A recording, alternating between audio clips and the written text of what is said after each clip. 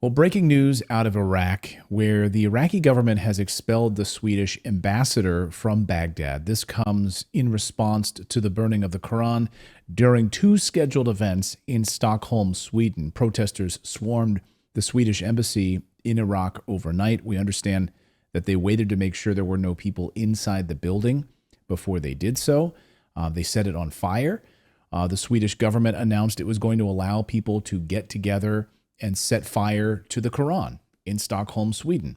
And it sounds like it was even promoted inside the police in Stockholm. Joining us to understand this more deeply is Marwa Osman, an assistant professor of media studies at Lebanese University in Beirut.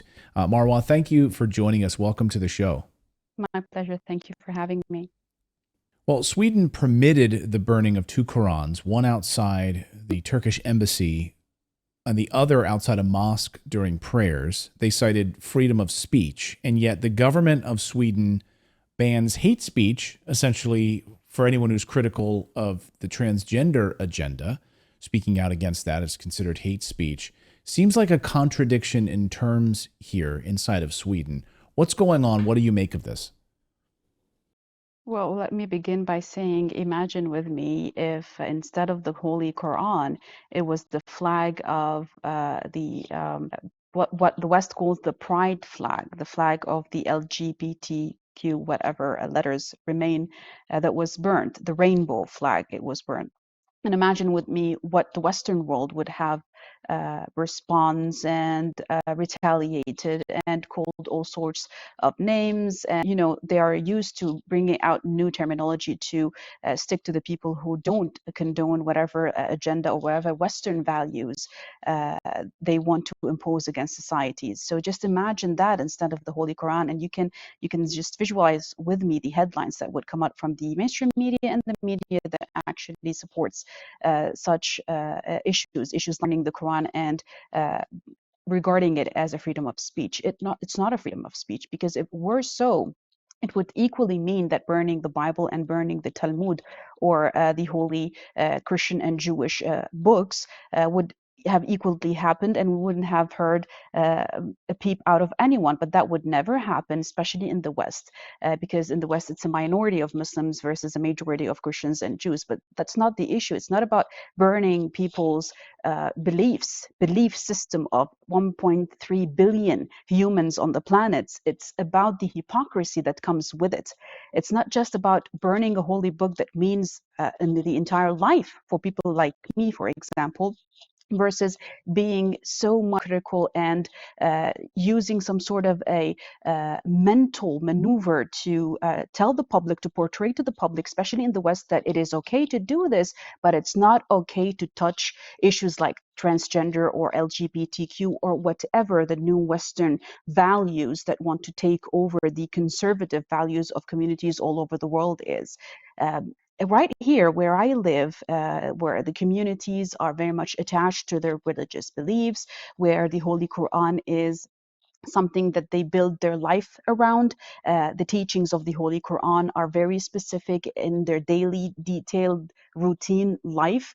They found that this is beyond triggering, beyond disrespectful. It comes to a point where it's a war. It's an ignition of a war. When you go in front of a mosque and you burn the most sacred thing that this mosque basically was built around, you are declaring war against these groups of people.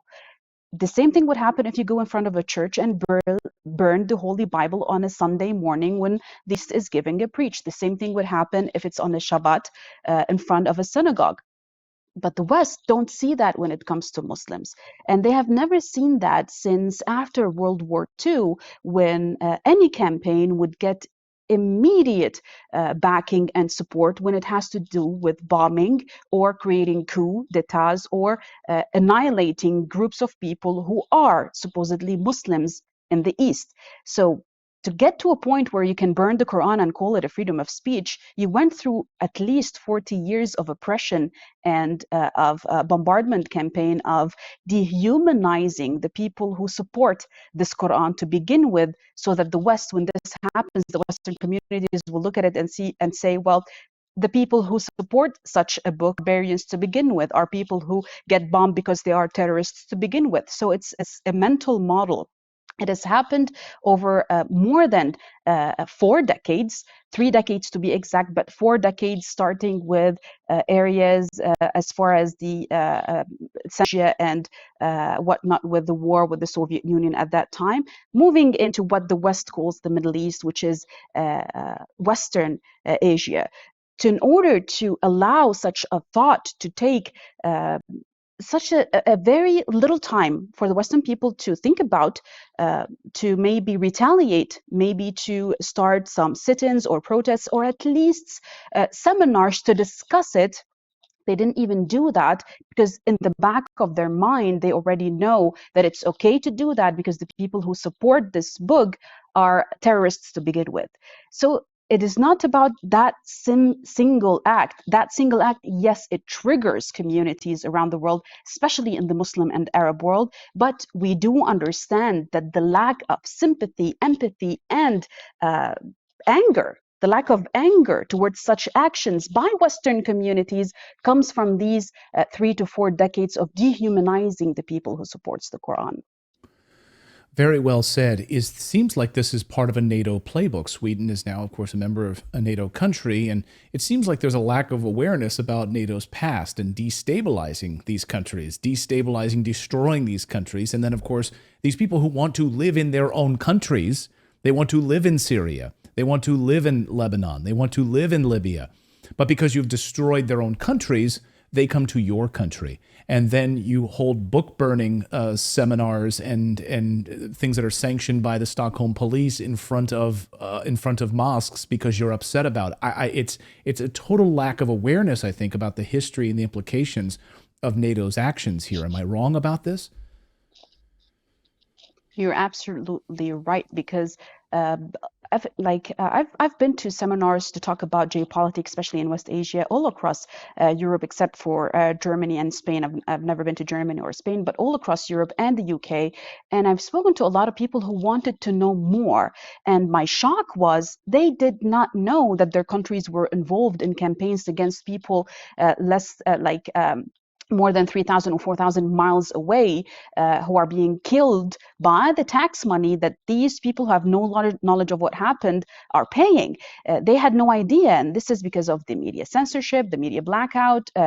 We all know about this. We've been aware about this, especially lately in the past couple of years. But they had really no idea. And when I speak about the horrors, when I show them videos and pictures that are right there on YouTube and on Google, but it's not found in your search engines because it's either very hard to find or you don't know what kind of terminology you need to use to find these events. When these events, people are shocked. And I do believe in the goodness of heart of people wherever they are. I don't have a problem with anyone as long as they hear me out and hear my story and the story of my people and other people who were killed, incarcerated, bombarded, stripped of their lives, and youth in countries like mine. When they listen to that, they say, well, we are sorry, but we didn't know. So I'm not blaming entire community for this, but where the blame for me is strictly about not going out and searching for the truth yourself. The first thing that I teach my students in university is, look, don't trust me, don't listen to me, go do your own research. Critical thinking starts by you finding your own thoughts by looking into matters on your own hands. This is what the West doesn't do. I think that people have come to a point that they are really very much dependent on what the government or what mainstream media institutions or mainstream institutions in general. It doesn't have to be media. It can be an education facility, an academic facility, it can be a university pushing thoughts that people take for granted and don't look up for something to negate it or to give up more theories to think about. They just take that information, grab it, and depict it as the truth. And that's the main problem that we as Easterners face with Westerners at the moment, without even getting into what's going on between Ukraine and Russia and the massive amount of misinformation that's being spread. I'm talking about my region, my Lebanon, for example. I don't want to talk about Syria or Iraq. Lebanon. People had no idea that in 2006, 1,500 humans died including 500 children, because of a bombardment campaign that the NATO was part of, that the US was part of, only Israel. They had no idea. They don't know about these issues. So it is my job when I get invited to such seminars to talk about it, but it is a shock for me that they don't look beyond what the media presents to them right on their border, sometimes right in their neighborhood. They don't want to know what's going on in other neighborhoods. And that's shocking for me. It really is. It really is troubling. And there's a lack of awareness, I think, about what's happening around the world. And it's meant that way when the U.S. media keeps it hidden that way. The story is not making headlines really anywhere. That's why we wanted to give voice to this story. The U.S. has come out and condemned this. Russia has condemned this burning of the Quran in Sweden, although the United States says, well, but yeah, it's bad, but it falls under free expression. It falls under the aegis of free expression. But it's okay in the United States to be arrested if you wear a Let's Go Brandon t-shirt or a MAGA hat. You'll be rounded up and persecuted for that.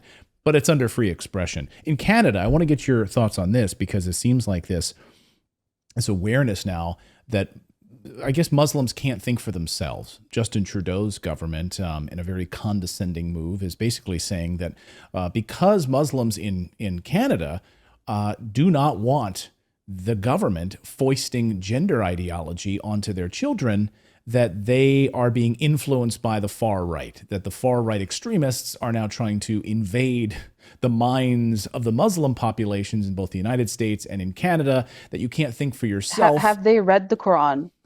Apparently do they not. know what our belief system is about? Have they not read the verses that strictly bans any sexuality in Islam? I'm sorry. Look, I understand as a woman in this day and age, and I know about cultures in East and West, and I do respect people's choices.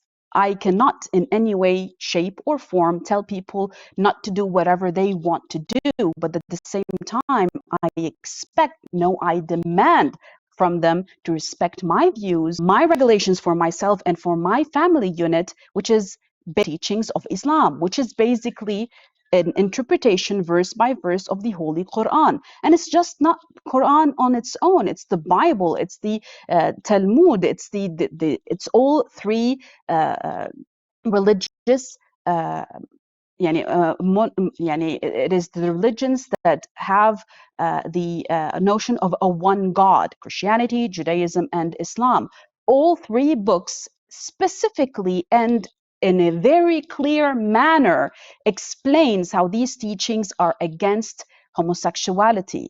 They are not against transgender people, because at least as a Muslim woman, I speak from the teachings of Islam. If according to medical reports, a woman or a man tends to be more, if a man an XXY chromosome, which means he is built physically as a woman, then Islam actually allows that man to just transition into a woman without flaunting it, because we're not allowed to flaunt anything in Islam. I'm not allowed to show you my hair or my body, because this is what Islam tells me. Yes, it's a challenge. It's an everyday challenge for me, but this is what I believe in. The same thing for people who transition, but the West has taken that and made it into some sort of a cult that attacks anyone who merely just criticizes it. And what Canada is doing is, I'll be very honest with you, I know at least 5 families right here in the area where I live, down South Lebanon, that have returned from Canada. 2 families about 30 kilometers from where I live have returned from California because they have been threatened to have their family disbanded and their children removed because they are teaching the Islamic teachings. They are not teaching them to hate anyone. On the contrary, Islam says no one takes what another human being holds as a burden. His burden is his burden, yours is yours. Live and let live, but live within what the teachings of Islam tell you. You want to strip me of my right to have my Islamic teachings flowing into my family tradition? I'm sorry, what you're doing is not only disrespectful, it's illegal. What about all the UN conventions and the international law that guarantees me practicing my religion this way that I see fit, as it has been for the past 1500 years? Where are those laws? Canada is just surpassing these laws, ignoring these laws, and just creating some sort of a set of new values and imposing them, basically just pushing them down the throats of everyone else without even having at least a referendum. Ask the people whether they want it or not. Why are they afraid of that? Great points, all excellent points. Canada following in that line, and the United Nations allowing themselves to pick and choose which charters, which rules, which resolutions that they can adhere to, and ignore the rights and rules of laws of other countries on a regular basis.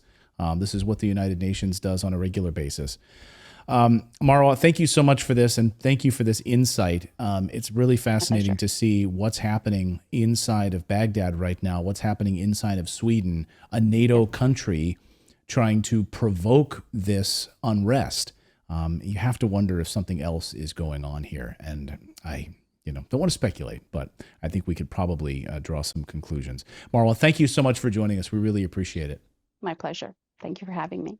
Thank you so much for watching this segment here at Redacted. We are live every day at 4 p.m. Eastern Time, trying to share the stories that the mainstream media will not cover. You should also come over and join our community of Redacted Rebels over at redacted.inc. That's our private locals community where we can share exclusive content that we simply cannot share here on YouTube. Come over and join the rebellion together right now by going to redacted.inc. We'll see you next time.